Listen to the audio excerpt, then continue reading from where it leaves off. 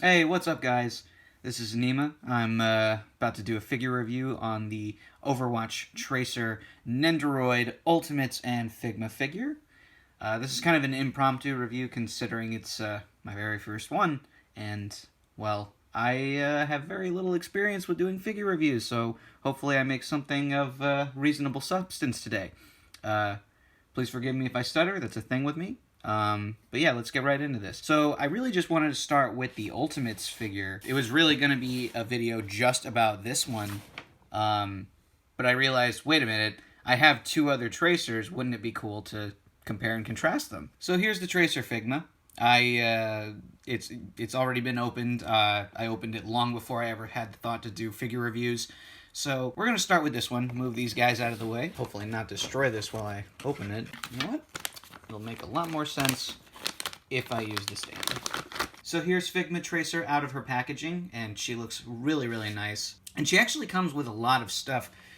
Bunch of hand accessories, which is not uncommon for Figma. She comes with a couple of interchangeable Tracer faces, kind of a smug expression and a happy expression. I've got the happy open mouth expression, like she's speaking. Of course, two of her itty-bitty blasters, and her ultimate, the sticky bomb. Let me get a closer look at this. So right off the bat, the way they painted this is so masterful. I love the gradient here. How the color, wow, I'm really focusing on her ass here. Oh, there's gonna be so many takes in this. Right off the bat, the colors on her pants, perfect. Straight out of the game. Love this gradient, how it goes from orange to an almost yellowy color at the top. Jacket looks perfect. Different colors and gradients going on. At least that I see. The only thing that looks kind of flat is the flesh tone, which is okay. There's so little of it. And you can see the sculpt details as well. Like all of this right here, this is all sculpted in. These little widgets, little holes here. And I will say, having pointed out the accessories now, I think the one thing, the one and only thing that's missing from this setup is the blink effect. For those of you who've played the game, you already know what this is, but for those who don't know what I'm talking about, when Tracer blinks, that's her little warp when she goes forward, or speeds through time, basically. She leaves behind a little blue trail. That's the one accessory, because she's got a peg here on the backside. That's usually where this goes. They could have made it so that she could have that there. Now, granted, being able to plug the blink effect into her backside, that could create weight issues where she can't stand up on her own. At which point, I feel like if you have the blink effect and have a peg on the back end of the blink effect, you could just plug this into it, and that's it. You'd be able to have blink poses as well, and it'll still stand upright. Maybe I'm wrong. Maybe the laws of physics just wouldn't allow it. But that's just my thought. Everything else about this is great. As far as posability is concerned, she can kick forward pretty far, kick back a little. It's a single jointed knee, but they go back pretty far. Bob left and right a little bit. Twist at the chest.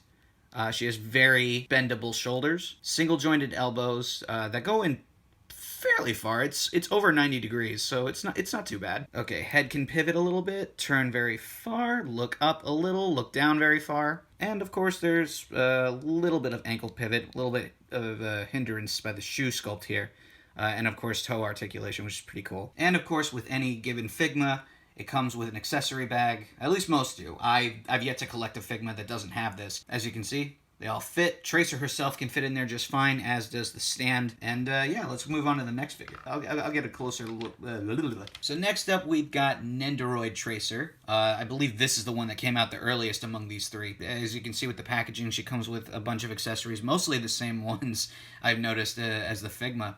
But yeah, let's bust this out and see how she looks out of the packaging. So here's Nendoroid Tracer out of her packaging. Whoops, let's get that off of there. So here's Nendoroid Tracer out of her packaging, looking mighty adorable. This is actually the very first Nendoroid that I've ever gotten. I don't have terribly many of these, but this is the first one I've ever gotten that has fully articulated arms and legs. Most of them come with accessories like these, where they're basically glorified statues that you can customize.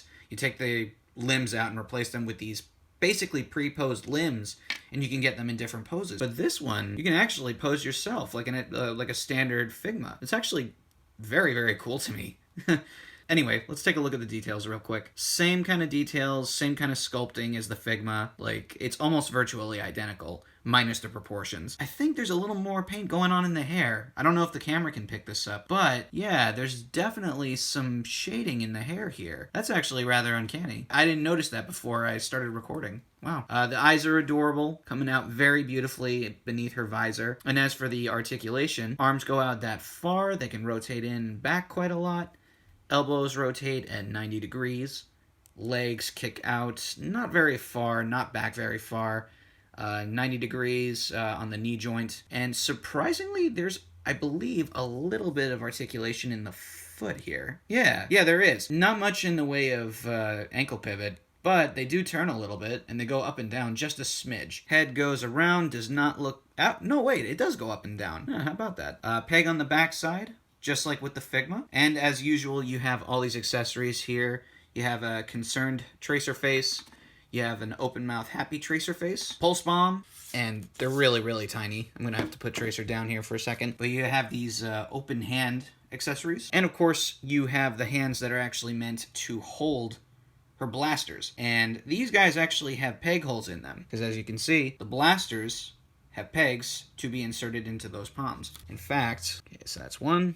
Okay, that's two. I'm going to actually swap these in now. All right, there she is holding the blasters. And looking mighty fine doing it. They kind of stick out pretty far, because I think the blasters are the exact same proportions as the Figma ones. But Tracer is quite a bit different in size here. And of course, like with any given Nendoroid, it does come with a little stand here. Okay, so here she is out of the packaging and on her stand, looking mighty adorable. And one minor distinction I want to make between this and the Figma. This one comes with a blink effect. Look at that. I had a very hard time getting this on the stand, mostly because it comes with this little piece here. And I imagine this part is supposed to peg into this socket right here, where this is going. But this is too big. Like this end here, I feel like I might have to modify this to get this to work.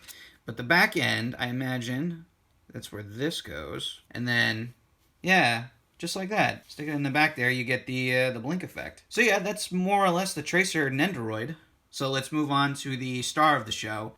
And here's the Overwatch Ultimates Tracer in the packaging. And right off the bat, it looks really, really nice. It actually looks quite a lot like the Figma. And, wow, I lost my train of thought there. Alright, so here's the Overwatch Ultimates Tracer figure in the packaging. And right off the bat, it looks quite a lot like the Tracer Figma, actually. Although I believe the scale is a little bit larger for this one. So here's Ultimates Tracer outside of the packaging, and I gotta say, this is not a terrible figure for what you pay for. Obviously, being that it's a much cheaper figure than the Figma or the Nendoroid, you're gonna lose some quality in the plastic and in the paint applications. Like, for example, I've been playing Overwatch, and I've seen the shorts quite a few times. Tracer's hair ain't black. She's got brown hair. She is a brunette. That feels like a bit of a flub up there. And you know, there's a little less detail going on with the arm braces, and well, actually they kept the gradient on her pants, which is nice. Shoes are less detailed. They actually lack the bottom of the feet lack flatness. So it's actually a little bit tougher to get her to stand upright, but with a little finessing, you can make it work. Guns look nice, and unlike the other figures, they actually come with blaster effects. They feel a little loose. They don't wow. The blaster effects feel a little loose. They don't stay on particularly sturdily.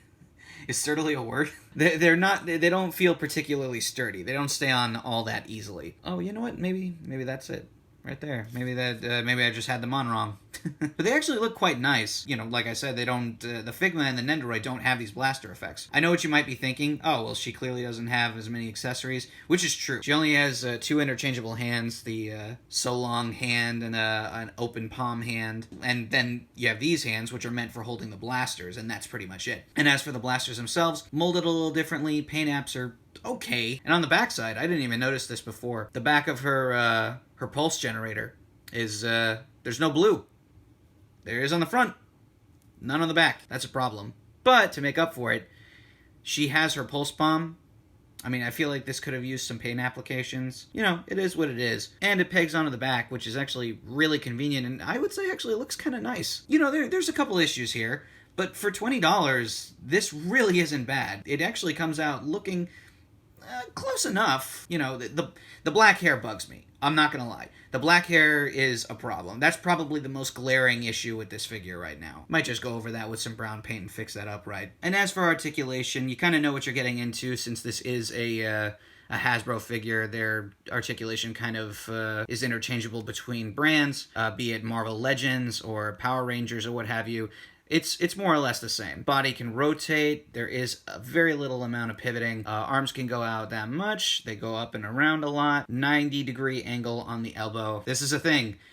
Hasbro male characters get double jointed elbows, not female characters. That's unfortunate. Head looks all the way around. Can look up actually considerably farther than the Figma or the Nendoroid. Looks down quite a lot. You can crunch a little bit, actually.